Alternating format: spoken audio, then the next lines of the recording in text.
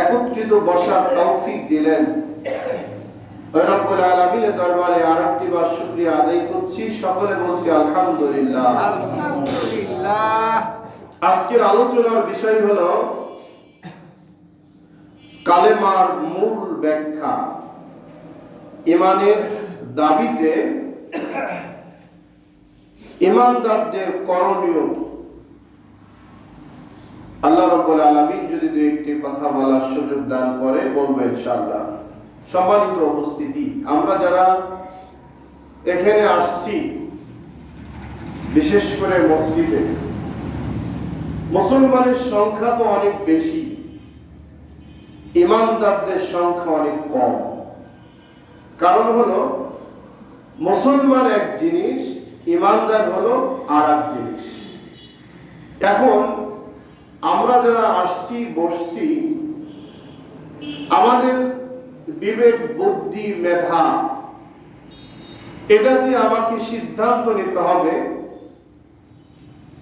আমি কি ঈমানদার হতে চাই না মুসলমান হতে চাই।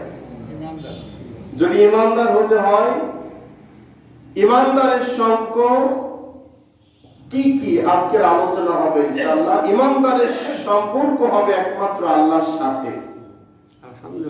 আর মুসলমানদের সম্পর্ক বিভিন্ন কোয়ালিটির সময় বিভিন্ন ব্যক্তি পূজারী বিভিন্ন সময় বিভিন্ন জায়গায় হতে পারে। কেন দেখবেন, শুরুতে আমি আরেকটি কথা আপনাদের বলি। আমার চাইতে কয়েক লক্ষ গুণ বেশি আমার আপনার যে নবী, বিশ্ব নবী জনাবে মুহাম্মদুর রাসূলুল্লাহ সাল্লাল্লাহু আলাইহি সাল্লামের আচার আচরণ আদর্শ এবং তার ভালোবাসা, তার তুলনায় সারা পৃথিবীর মানুষের ভালোবাসা যদি এক জায়গায় করা যায়, ছোট্ট একটা মাছি ওজন সমকক্ষ হবে না।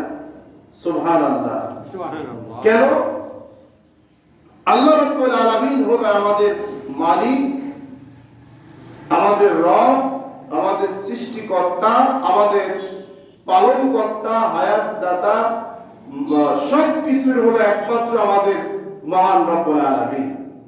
সেই আল্লাহ তাআলা বিশ্ব নবীর বেলায় বললেন যে আমি নবীকে তোমাদের দিয়েছি রাহমাতাল লিল আলামিন, ওয়া মা আরসালনাকা ইল্লা রাহমাতাল লিল আলামিন।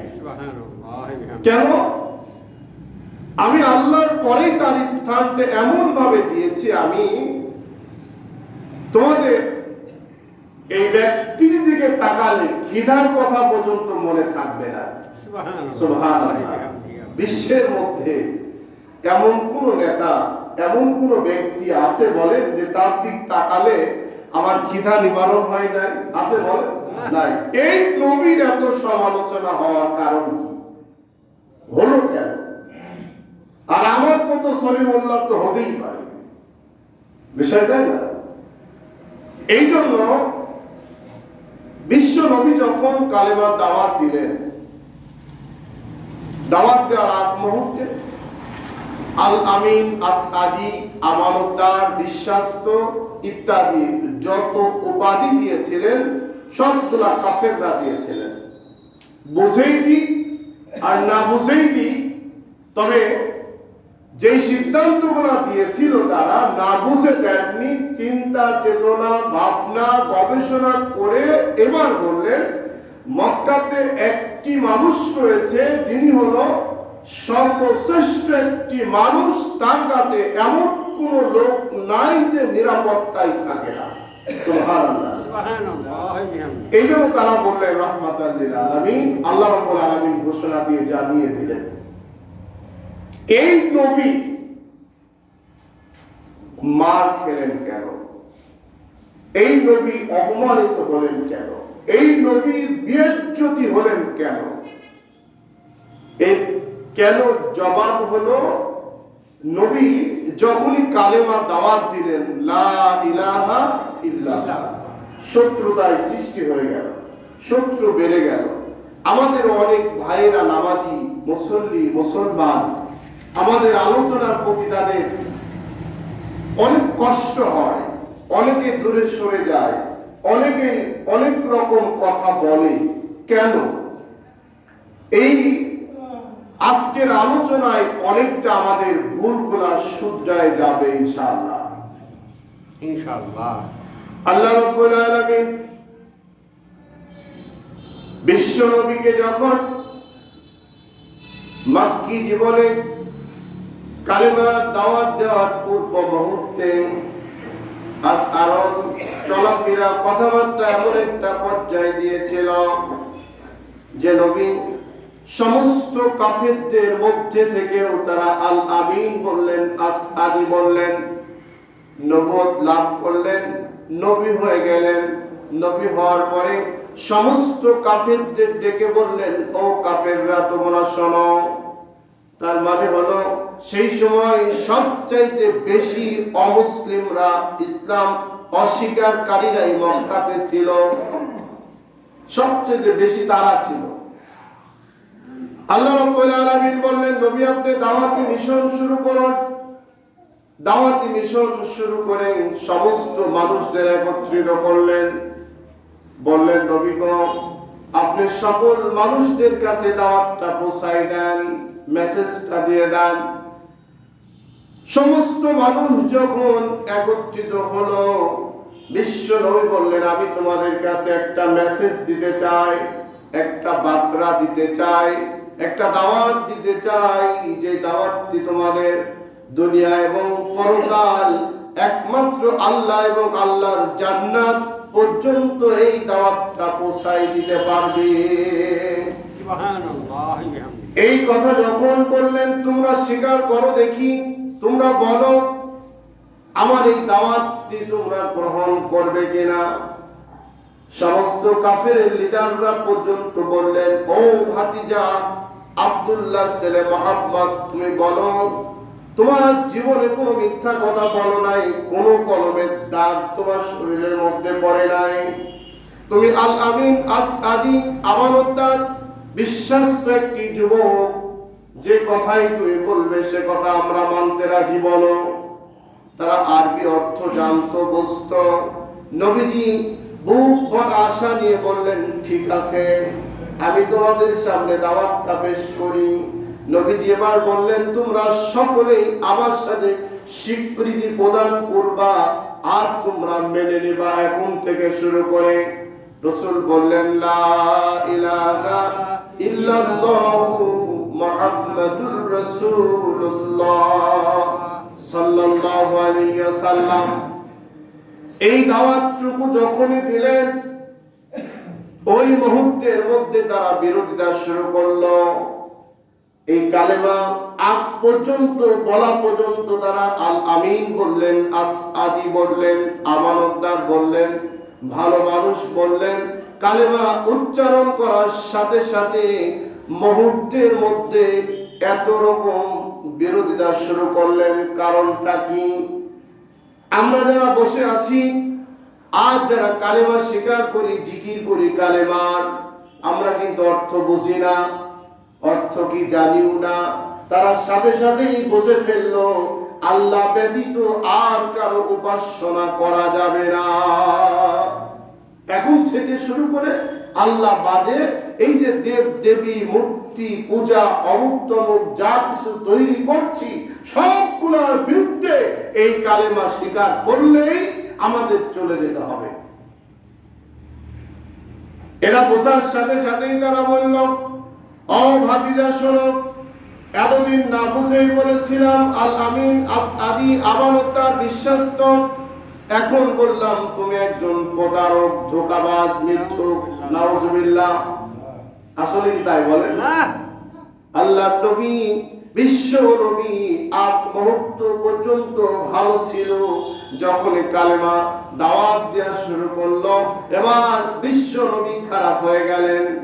এমন খারাপ হয়ে গেল, বিশ্ব নবীকে মাতৃভূমি, জন্মভূমি, নিজের দেশ ত্যাগ করতে বাধ্য করল। ভাইরা একটু চিন্তা করুন, আল্লাহ রাব্বুল আলামিন বললেন যারা কালেমা স্বীকার করে নেয়, যারা কালেমা বিশ্বাস করে নেয়, আমি আল্লাহর কাছে যারা সারেন্ডার হয়ে যায়, দুনিয়ার কোনো শক্তি লাগবে না, দুনিয়ার কোনো মালিক লাগবে না, আমি রব্বুল আলামিন তাদের স্বয়ং জামিনদার হয়ে যায়। আমাদের জামিনদার কে বলেন? এখনো হতে পারে নাই, এখনো আল্লাহ আমাদের জামিনদার হন নাই। আলোচনার মধ্যে পাওয়া যাবে ইনশাআল্লাহ। বিশ্ব নবীর জামিনদার কেমন হলো দেখুন। বিশ্ব নবী এখন হিজরত করতে বললেন আল্লাহ রাব্বুল আলামিন। হিজরতের সাথী শুধুমাত্র একজন, কয়জন বলুন? একজন, হযরতে আবু বকর সিদ্দিক রাদিয়াল্লাহু তাআলা আনহু একজনকে নিয়ে রওনা দিলেন। অসংখ্য কাফেররা চতুর্মুখ দিয়ে ঘেরাও করে রাখলেন। দীর্ঘ আলোচনা, ইতিহাস আপনারা জানেন। নবীজি চলে গেলেন, যাওয়ার সময় রাত্রি হয়ে গেল, সন্ধ্যা লেগে আসলো। এমন সময় রাস্তা পার হওয়ার কোনো সুযোগ নাই, আশ্রয় দেওয়ার জন্য পাহাড়ের গুহার মধ্যে ঢুকলেন। পাহাড়ের গুহা, রাস্তার পাশ দিয়ে সেদিক দিয়ে কাফেররা আবার আগমন শুরু করলেন, খোঁজাখুঁজি চলছে। আল্লাহ রাব্বুল আলামিন যে বলছেন মুমিনদের সাহায্য করার মালিক আমি আল্লাহ, ওই গুহার থেকে সাহায্য কেমন করে প্রমাণটা আপনি নেন। আল্লাহ রাব্বুল আলামিন এই দুইজন বাদে আর ওখানে কেউ নাই, দুইজন বাদে আরেকজন যিনি নিরাপত্তার জন্য ছিলেন তিনি কে বলেন? আল্লাহ। আল্লাহ রাব্বুল আলামিন ওই মুহূর্তের জন্য গুহার মধ্যে মাকড়সার বাসা তৈরি করতে নির্দেশ দিয়ে দিল। মাকড়সা বাসা তৈরি করলো। হঠাৎ করে একটা পাখি চলে আসলো, ডিম পারলো। পবিত্র চলে এসে ডিম পারলো। পরিত্যক্ত একটা গুহা পথ হয়ে গেল। কাফেররা চিন্তা করলো এইদিকে এই জঙ্গলের মধ্যে থাকতে পারে না, যেতে পারে না। কিন্তু বিশ্ব নবী ক্লান্তি শরীর নিয়ে সেখানে প্রবেশ করলেন। হযরতে আবু বকর সিদ্দিক রাদিয়াল্লাহু তাআলা আনহুর হাঁটুর উপরে মাথাটা দিয়ে বিশ্রাম করতেছেন। এমন সময় আবু বকর রাদিয়াল্লাহু তাআলা আনহুর চোখের এক ফোঁট পানি মুখের উপরে পড়ল। আবু বকরের চোখের পানি পড়ার সাথে সাথে নবীজি তাকিয়ে বললেন, আবু বকর তুমি কাঁদো কেন? বললেন, ইয়া রাসূলুল্লাহ আমি কাঁদি না, চোখ ভরা পানি কেন? আমি এই পানি দেখছি, এমন হতাশা কেন কাজ করছে বলো? ছেলের কথা মনে হলো নাকি, মেয়ের কথা, পরিবারের কথা, দেশের কথা মনে হলো নাকি বলো? আবু বকর বললেন, ইয়া রাসূলুল্লাহ যেদিন থেকে কালিমা স্বীকার করেছি আমি, সেদিন থেকে পৃথিবীর সব কিছু ভুলে গিয়েছি আমি। একমাত্র আপনি এবং আল্লাহ ব্যতীত আমি আর কাউকে মনে করি না। কান্দো কেন? নবীজিগণ চতুর্দিক দিয়ে কাফেররা ঘেরাও করছে, আমার জীবন চলে যায়, আমার কোনো কষ্ট নাই, দুঃখ নাই। নবীজি আপনার জীবনটা হয়তোবা এই মুহূর্তে কাফেরদের কাছ থেকে আর রক্ষা পাবে কিনা এই চিন্তা। নবীজি বললেন, আবু বকর তোমার কি মনে নাই আল্লাহ রাব্বুল আলামিন বলেছেন ওয়া আলাল্লাহি ফালিয়াতাওয়াক্কালিল মুমিনুন। তোমার কি মনে নাই যে আমাদের রক্ষা করার জন্য স্বয়ং কে আছে? আল্লাহ। আল্লাহ রাব্বুল আলামিন বসে আছেন, আমাদের জন্য আল্লাহই যথেষ্ট, আর কাউকে লাগবে না। হযরতে আবু বকর মনের মধ্যে দুরু দুরু ভয় তাও কাজ করতেছে, নবীজি গো জানি না কি হয়। কাফেররা কেউ বলে এদিকে আছে, কেউ বলে নাই, আবার কেউ বলে আছে, কেউ বলে নাই। পেরেশান হয়ে কাফেররা সবাই ঘুরে চলে গেল। বিশ্ব নবী মদিনায় চলে গেলেন।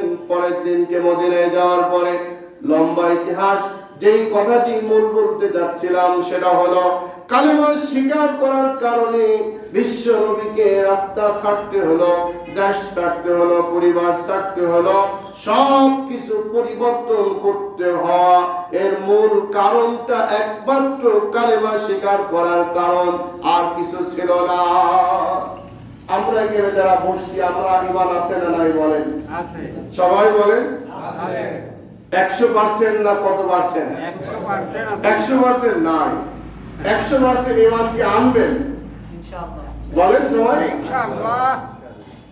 আগে দাওয়াত দিছে রাসূল কাফেরদেরকে, আমি দাওয়াত দিচ্ছি ইমানদারদেরকে। পার্থক্য আছে না নাই বলেন? এখানে যতগুলো আমার ভাই, কাফেররা তো আমার ভাই হতে পারে না। কাফেররা যখনই ঈমান আনবে তখন হলো ভাই। আল্লাহ রাসূলের হাদিস হলো একজন মুমিন আরেকজন মুমিনের কি কথা বলেন ভাই। আমরা এখানে যারা বসছি সবগুলো একটি পরিবার, আমরা ভাই। তাহলে আমরা সকলেই কালেমা স্বীকার করে ঈমানদার। 100% ঈমান না থাকার কারণটা কি এখন আলোচনা হবে ইনশাআল্লাহ। আমাদের ভিতরে দুর্বলতাগুলো আমরা বের করব ইনশাআল্লাহ। খাঁটি ঈমানদার যদি আপনি না হতে পারেন, আল্লাহ ওই বিপদ থেকে রক্ষা করার জন্য আল্লাহ ঠিকাদারি নেবেন না। আর যদি খাঁটি ঈমানদার হয়ে যায়, আমাদের বিপদে মুসিবতে সব সময়ের জন্য সাহায্য যিনি করবেন তিনি হলো আল্লাহ। আল্লাহ রাব্বুল আলামিন বলেন, প্রথম কথা হলো ও ঈমানদার, তোমাদের জন্য আমি নসিহত করতেছি এখন। কুল ইন্নাস সালাতি ওয়া নুসুকি ওয়া মাহইয়ায়া ওয়া মামাতি লিল্লাহি রাব্বিল আলামিন। ঈমানদার, তোমরা হলো আমার কাছে ওয়াদাবদ্ধ হয়ে যাও, আমার কাছে তোমরা ওয়াদাবদ্ধ হয়ে শপথ গ্রহণ করে নাও। তোমার নামাজ হবে একমাত্র আমার জন্য, জীবন হবে একমাত্র আমার জন্য, সয় সম্পদ, অর্থ, টাকা পয়সা, পরিবার পরিজন সবগুলো হবে একমাত্র আমার জন্য। আমার জন্য যদি সব তোমরা দিতে পারো, আমার জন্য যদি সবগুলা তুমি অক্ষ করতে পারো, রেজিস্টারি করতে পারো, আমি আল্লাহ রাব্বুল আলামিন বললাম আমি সকল সময়ের জন্য তোমার জামিনদার হয়ে যাব।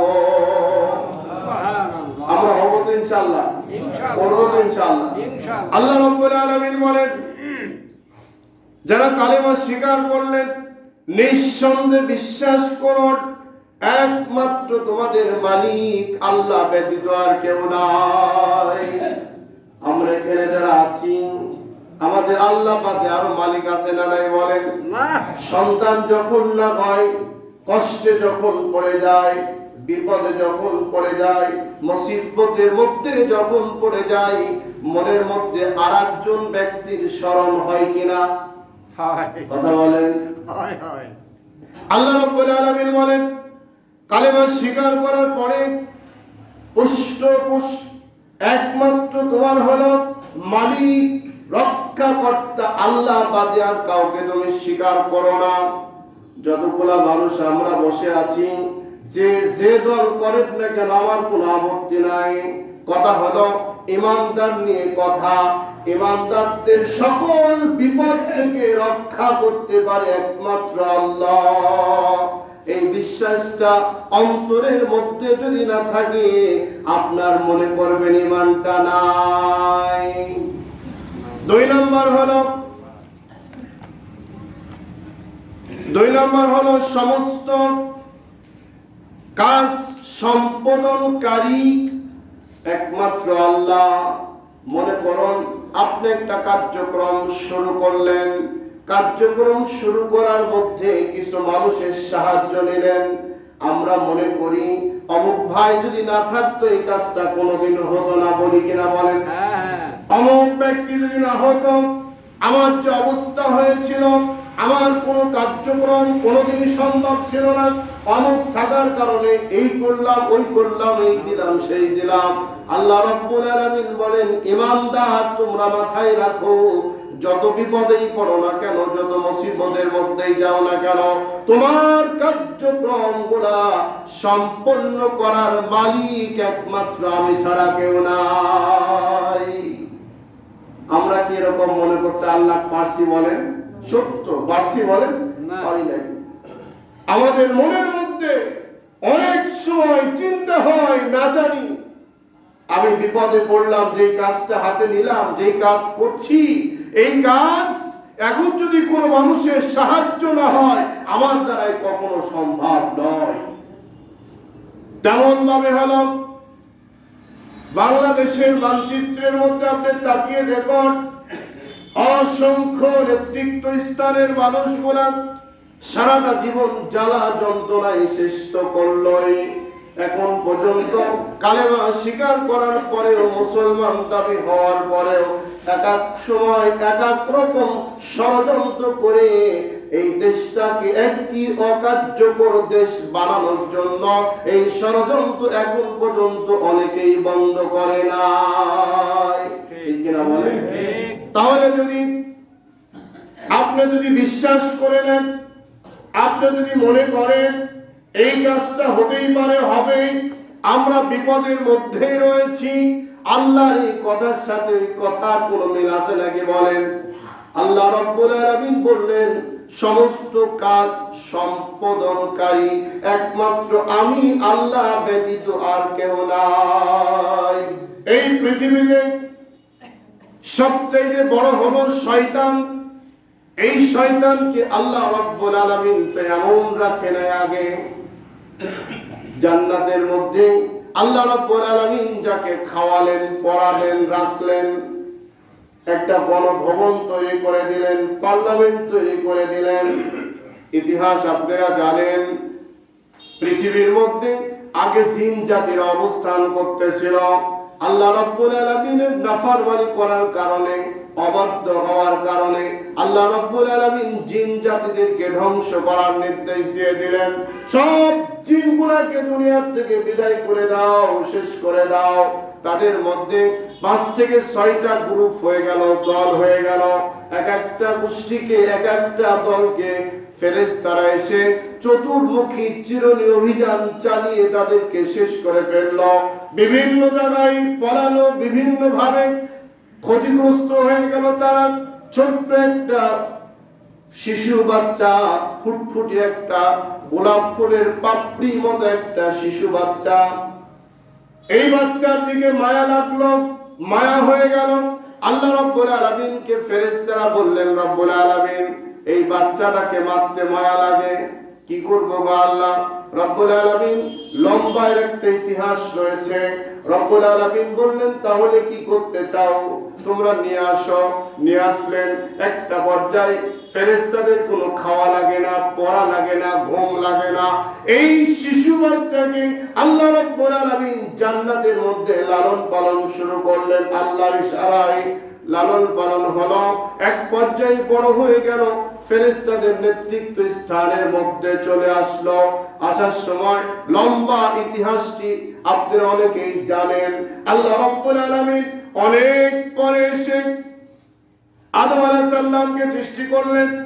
আদমকে সৃষ্টি করার পরে আল্লাহ রাব্বুল আলামিন বললেন আদমকে তুমি আদমের সাথে সারেন্ডার হয়ে যাও, আদমের সামনে মাথা নত করো। জিন বলল আমি তো কোনোদিনই সম্ভব না তার সামনে মাথা নত করা। আল্লাহ বলো কি তুমি, আমি আগুনের তৈরি, সে তো মাটির তৈরি, এই কাজ কোনোদিন সম্ভব নয়। আল্লাহ রাব্বুল আলামিন অনেক কৌশল করলেন, অনেক কৌশল করে এবার চাইলেন তাকে আমি মাফ করব, তাকে আমি এই অবস্থায় রাখবো। শয়তান কোন সময়ের জন্য আল্লাহর কথা শুনলো না, সারেন্ডার হলো না। আল্লাহ রাব্বুল আলামিন তাকে অভিশপ্ত হিসাবে জান্নাত থেকে বের করে দিলেন। দুনিয়ার মধ্যে যা, দুনিয়ার মধ্যে যখন বের করে দিয়ে আল্লাহ রাব্বুল আলামিন বললেন 3টা দোয়া তোর কবুল করার সুযোগ আছে। আর কয়টা বলেন? 3টা। এই 3টার মধ্যে তুমি চাও কি চাও? প্রথম নাম্বার, শয়তান চাইল আল্লাহ গো কিয়ামত পর্যন্ত আমাকে হায়াত দাও। আল্লাহ বললেন দিলাম, যা। 2 নাম্বার হলো অদৃশ্য বানিয়ে দাও। আল্লাহ বললেন সেটাও দিলাম, যা। 3 নাম্বার, সামনে পিছনে গোপনে প্রকাশ্যে ওই তোমার বান্দার শিরা উপশিরা পশমের গোট দিয়ে দিয়ে ঢোকার ব্যবস্থা করে দাও। আল্লাহ বললেন তাও দিলাম। আর তো দোয়া কবুলের কোনো সুযোগ নাই তার। 3টা দোয়া শেষ, আল্লাহ দিয়ে দিলেন। এবার আজাজিল শয়তান বলল রব্বুল আলামিন এবার দেখি যে আদমকে বানালে আদম জান্নাতে যায় কিভাবে আমি দেখব। আল্লাহ রাব্বুল আলামিন বললেন ঠিক আছে, ওয়া আলাল্লাহি ফালিয়াতাওয়াক্কালিল মুমিনুন, যারা মুমিন হবে, যারা আমাকে বিশ্বাস করবে, কালেমা স্বীকার করবে, কালেমার ঝান্ডা নিয়ে যারা জীবন যাত্রা শুরু করবে, তারা কখনো শয়তান তোমার প্রলোভনের মধ্যে তারা পড়তে পারবে না। ফাস্তাইজ বিল্লাহি মিনাশ শাইতানির রাজীম। আল্লাহ রাব্বুল আলামিন বললেন কোনদিন সম্ভব নয়। আমার ভাইরা, শয়তান এমন পর্যায়ে চলে গেল, মানুষ রূপী কিছু শয়তান দেশে আছে না নাই বলেন? আছে। সমস্ত কার্যক্রমগুলা বন্ধ হওয়ার পরেও আল্লাহর কাছে স্যালেন্ডার হয়ে মাপ চাবে এই অনুভূতি এখন পর্যন্ত অনেক শয়তানের মাথার মধ্যে ঢুকছে না। ঠিক কিনা বলেন? ঠিক। আমার ভাইরা, কাজ সম্পাদনকারী কে হবে তাহলে? আল্লাহ বলেন সমস্ত কাজ সম্পাদনকারী আমাদের কি হবে? কথা বলেন, এই ভুলে গেলেন? আল্লাহ। সবাই বলেন আল্লাহ। আপনার যে কাজ সম্পাদনকারী এটা আপনি না আল্লাহ? আল্লাহ। এই বুঝেন না? 2 নাম্বার গেল। 3 নাম্বার হলো প্রয়োজন পূর্ণকারী কে বলেন? আল্লাহ। আপনার যত প্রয়োজন আছে সব প্রয়োজনগুলা পূর্ণ করতে পারে তিনি হলো আল্লাহ। মদত দিয়ে, বুদ্ধি দিয়ে, ব্রেন খাটিয়ে বিবেকের মধ্যে ঢুকিয়ে নেন। আমার আপনার মতো মুসল্লি যদি নামাজ ছেড়ে দেয় আল্লাহর কিচ্ছু হবে না। হবে নাকি বলেন? আল্লাহর অসুবিধা আছে বলেন?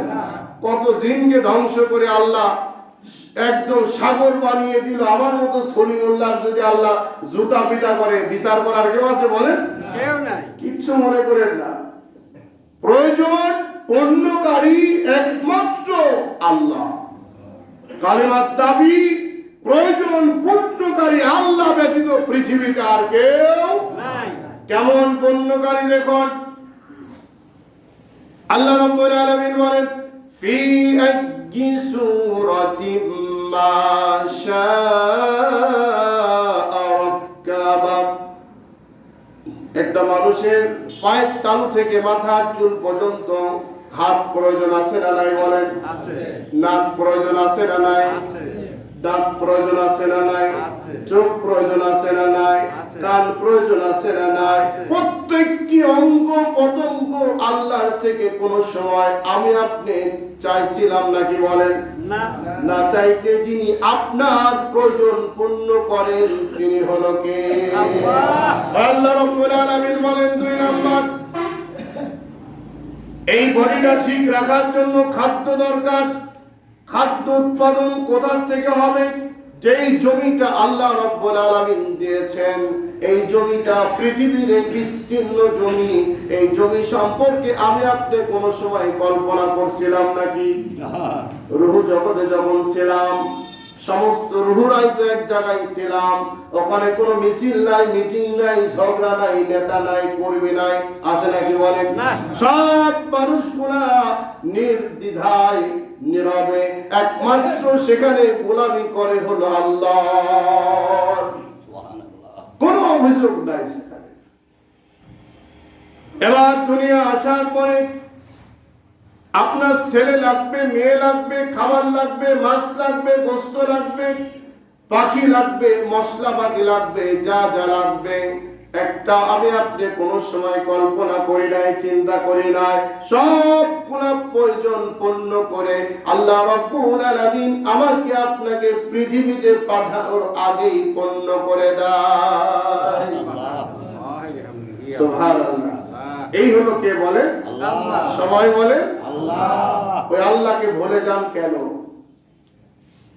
আমার ভাইয়ের আমার দেখুন, প্রয়োজন পূর্ণকারী যেহেতু আল্লাহ, এখন আপনার একটি জিনিসের প্রয়োজন।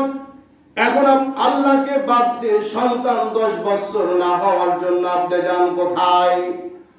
বিপদে পড়লে আপনি চলে যান, মুসিবতের মধ্যে পড়লে আপনি চলে যান। আপনি আপাতে বিপদে সামান্য মনে করুন, বাস্তব প্র্যাকটিক্যালে চলে আসুন। আপনার নামে যদি মামলা হয়, এখন যদি মামলা হয়, এই মামলা হওয়ার সাথে সাথে আপনি কি আগে নেতার কাছে যাবেন কিনা বলেন? যাবই তো। যায়নি বলেন? আগে নেতা কোথায়, মেম্বার, চেয়ারম্যান ইত্যাদি চলে যায়।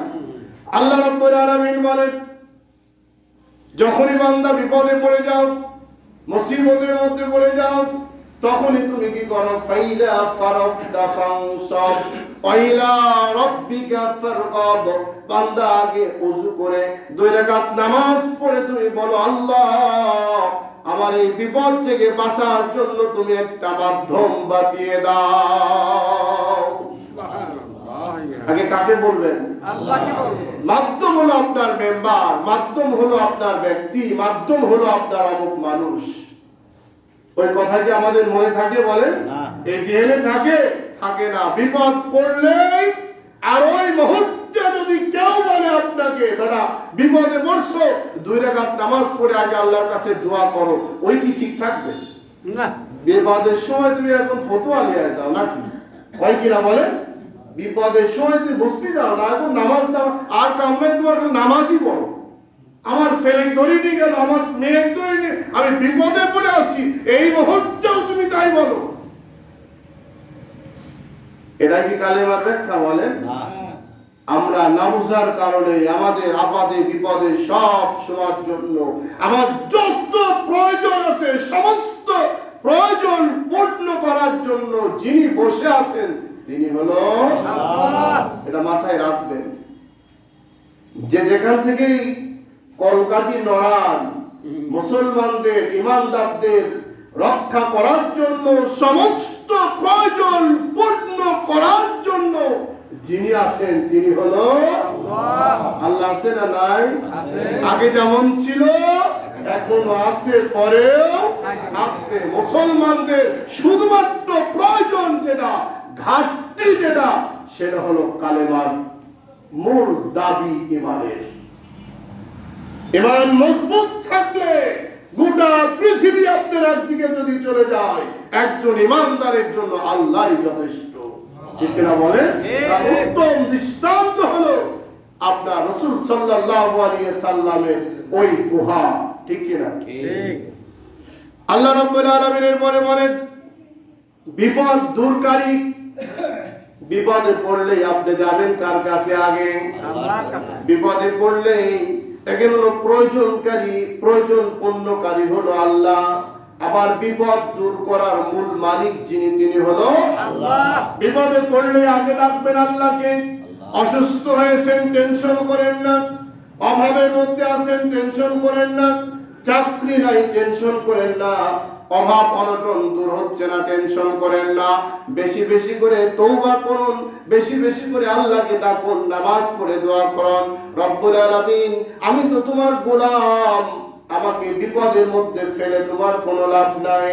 আমাকে আবার যদি প্রচুর পরিমাণ সম্পদ দিয়ে দাও, তোমার কোনো ক্ষতিও হবে না গো আল্লাহ।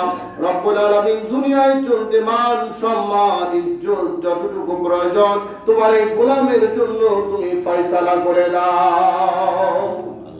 এই দোয়া করবেন, এই কাজ করবেন। যেমনটি হলো ইতিহাস তাকিয়ে দেখুন, আল্লাহ রাব্বুল আলামিন আইয়ুব আলাইহিস সালামকে যে বিপদ দিয়েছিলেন, আমার আপনার বিপদ আর আইয়ুব আলাইহিস সালামের বিপদ কি একরকম? না। কথা বলেন। সমস্ত শরীরের মধ্যে পোকা হয়ে গেল, সুবহানাল্লাহ। ভালো হয় না।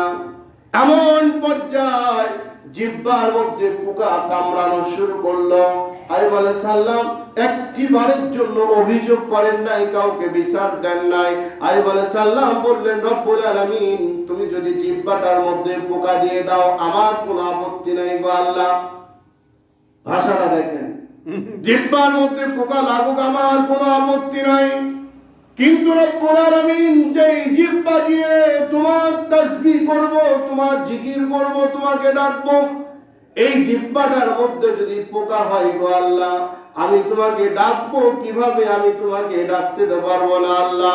রব্বুল আলামিন জিহ্বাতেও যদি পোকা দেওয়ার পরে তুমি সন্তুষ্ট থাকো, আমি আল্লাহ তোমার প্রতি আমার কোনো অভিযোগ থাকবে না। এই হলো ইমানদার, এই হলো ইমানদার। আমার আপনার এরকম হয়েছে বলেন? কি হয়েছে আপনার? আপনার যদি কত ভালো মানুষ, একজন বসে বসে চিন্তা করছে, আরে আমি হাঁটছি, চলছি, ফিরছি, এটা ভালো জামা পরতে পারি না, এটা জুতা কিনতে পারি না, খালি পায়ে হাঁটছি।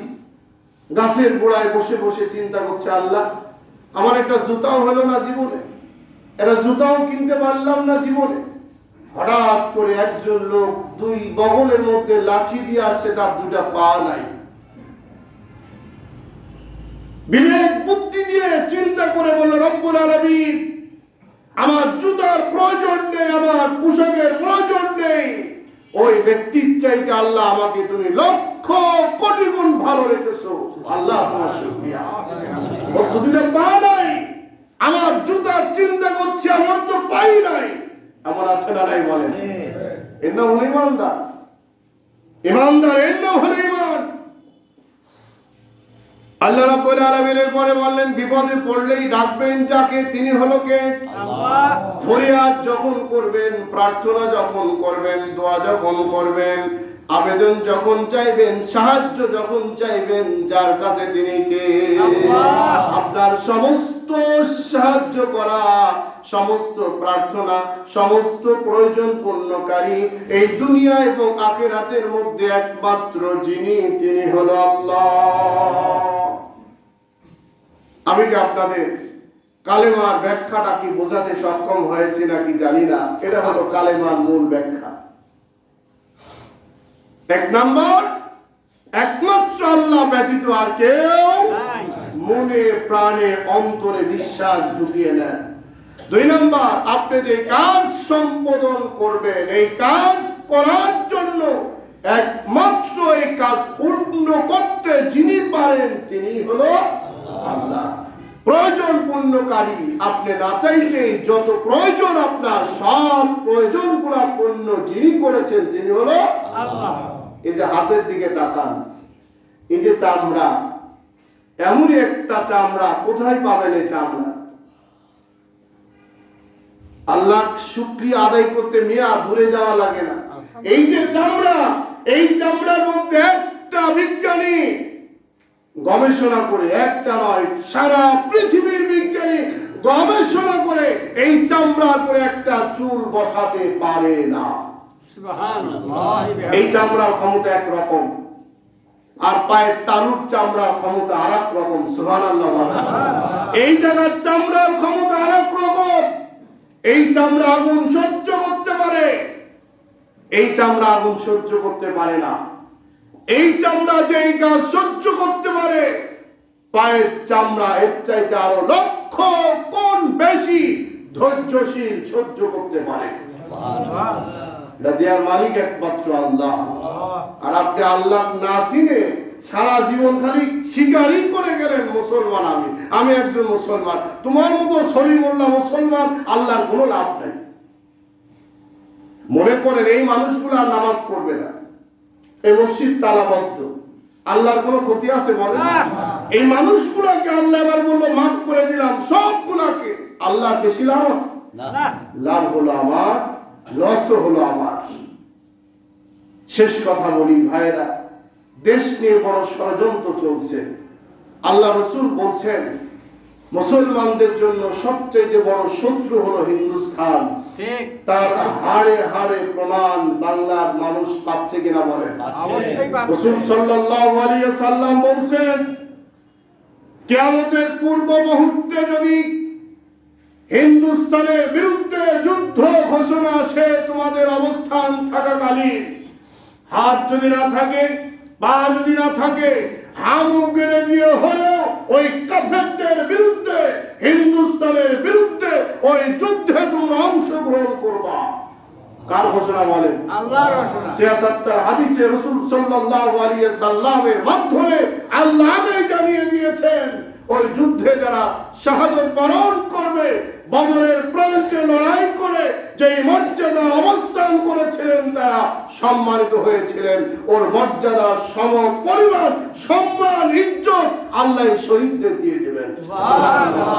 তার সবচাইতে বড় প্রমাণ, এই ভারতবর্ষ মুসলমানদের বন্ধু হতে পারে না। তাদের পক্ষে যারাই কথা বলেন, যারাই সাপোর্ট করেন, যারাই তাদের নিয়ে আলোচনা করেন, যারা ওদের নিয়ে আঙ্গুল উঁচু করে কথা বলবেন, আপনি মুসলমান থাকবেন না। ঠিক। ইমানের দাবিতে তাদের প্রতিবাদ করিয়ে তুলুন। গতকালকেও আমি দেখছি মসজিদ ভাঙছে, একের পর এক মসজিদ ভেঙেই যাচ্ছে। আর ওই শয়তানরা বলছে বাংলাদেশে হিন্দুদের উপরে আক্রমণ করছে মুসলমান।